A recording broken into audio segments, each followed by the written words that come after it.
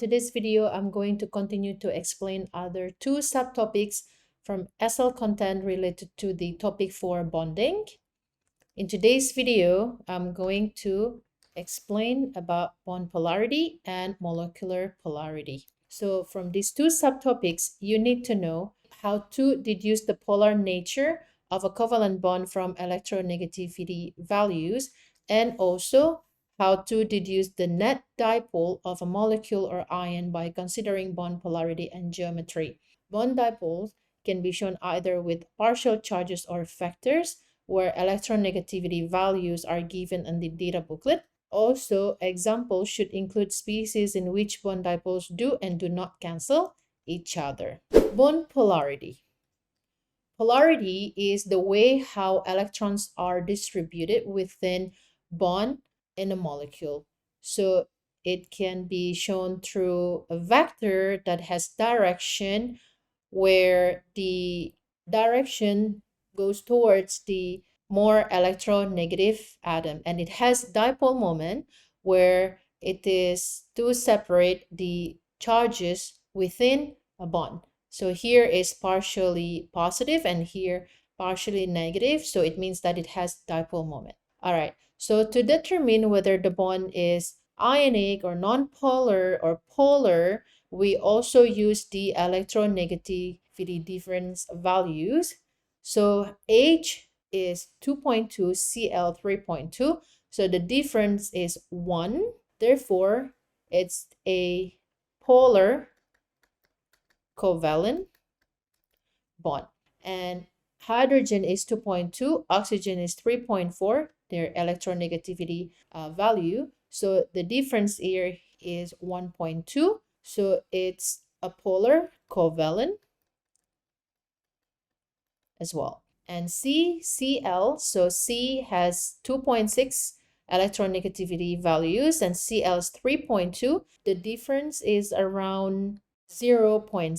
So also it's a polar covalent. If it's non-polar covalent, for example, Cl, so diatomic molecule of chlorine. So the electronegativity values, difference values is 0. So this one is non-polar covalent.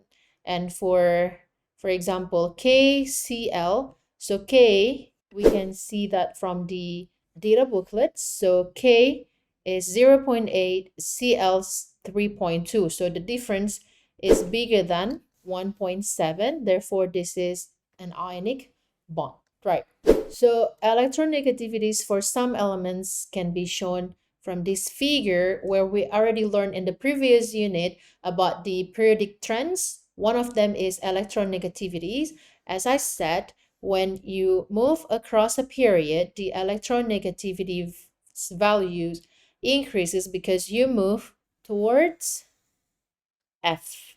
F is the most electronegative elements on the periodic table. You see here is 4, okay, 4. And when you go down a group, so you move away from fluorine, so the electronegativity values decreases. So across period, electronegativity values increases, down a group decreases. Okay, molecular polarity, just to let you know that even though the bonds are polar or non-polar, for example, even though the bonds are polar, it doesn't mean the molecules will be polar. Even though the bonds are non-polar, it doesn't mean that the molecule can be non-polar. So there are certain rules that to determine the bonds is the molecule is polar or non-polar. But for the bonds, polar or non-polar, of course, we use the difference of electronegativity values. So molecular polarity, so to determine a molecule is polar or non-polar, so for non-polar, the central atom should be bonded or are bonded with the same atom, Cl, Cl, Cl, Cl, or let's say CH4 or AlCl3, okay? And central atom has no lone pair. So AlCl3 has no lone pair, BeCl2 also has no lone pair, CH4 also has no lone pair. So it means that those molecules are non-polar molecules. And because it is bonded with the same atoms and has no lone pair, therefore the sum factor is 0. The arrow goes right here because Cl is more electronegative than C. So it will have the same direction. So the sum of factor will be 0. So they cancel out.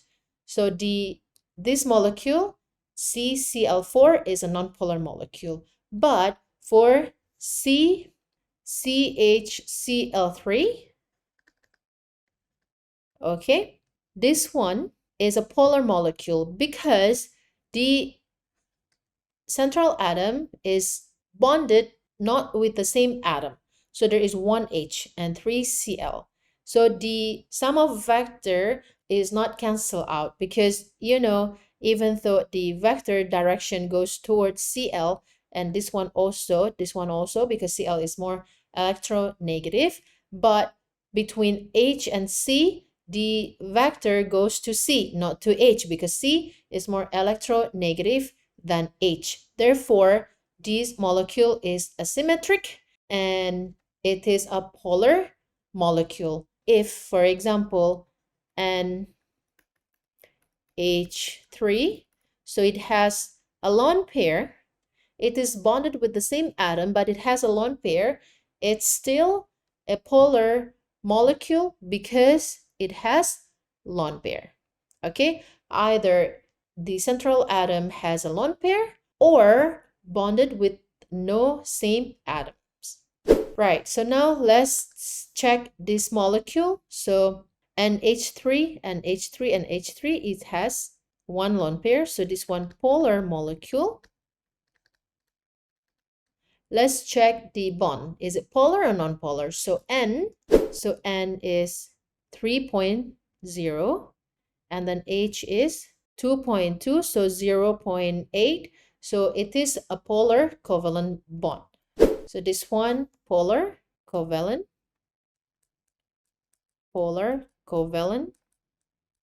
bond.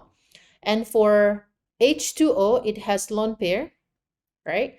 So of course, it is a polar molecule, but let's check between O and H. Is it polar or non-polar? O is 3.4 and H 2.2. So it is bigger than 0.5. So it is also polar covalent bond. So this one, polar covalent bond. What about CO? So this one is non-polar molecule, and between C and O is around also bigger than C and O 3.4 minus 2.6, so it's 0.8. So it's a polar, okay? So polar covalent bond, so bigger than 0.5, so 0.8. So it's a polar covalent. As I said before, if the bond is polar, it doesn't mean molecule is a polar as well. So this one is polar covalent. So the bond is polar covalent, but the molecule is non-polar because the central atom bonded to the same atom and it has no lone pair. For BF3 is a non-polar molecule, okay, because it is bonded with the same atom and it has no lone pair. And between B and F, let's check between B and F. It's very far. No, it's not very, but it's 2 different electronegativity values. So it is ionic, but the molecule is non-polar. Okay? So explain why Br2 is non-polar, whereas HBr is polar. Br2, the electronegativity values is 0, so that's why it's non-polar. Okay, this one is non-polar, but for HBr, the electronegativity difference is so high. So 2.2 and this one is 3. It's not that really high, but it's 0.8 still. It's polar, okay, bigger than 0.5.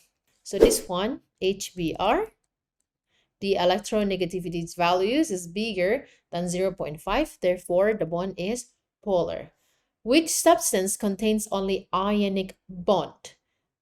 Okay, so when we compose them into, where we separate them into ions, so this Na plus, remember we did this in the previous lesson, so NO3 minus, and this one H plus PO4 3 minus, and H4 plus Cl minus, and this one Ca2 plus, and then this one Cl minus. Okay, so this ionic for sure.